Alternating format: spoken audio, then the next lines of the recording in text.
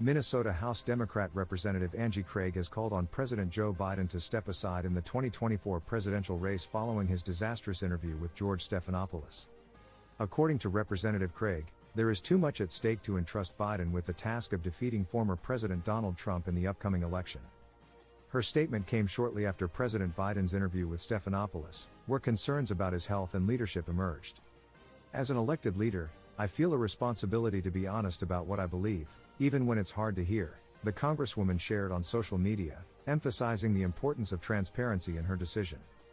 Representative Craig is part of the 2024 DCCC Frontline Candidates, a group of members in critical seats deemed vulnerable by the Democratic Party. These candidates receive increased support and resources to safeguard their positions.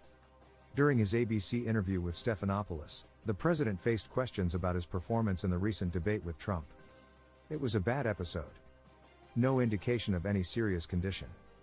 I was exhausted, I didn't listen to my instincts," Biden told Stephanopoulos. "I was sick. I was feeling terrible," he continued, adding, "I did a test to see whether or not I had some infection, a virus. I didn't. I just had a really bad cold." Prompted by growing doubts within his party, including those of Representative Craig, discussions about a potential replacement for the nominee intensified. Following the interview, Representative Craig took to social media to share her views. She stated, "President Biden is a good man and I appreciate his lifetime of service. But I believe he should step aside for the next generation of leadership." The Congresswoman further elaborated on her concerns, citing Biden's lack of a forceful response after the debate and his perceived inability to effectively campaign against Trump. She emphasized the need for new leadership to tackle the challenges ahead. "This is not a decision I've come to lightly, but there is simply too much at stake to risk a second Donald Trump presidency," Craig asserted, underlining the gravity of the situation.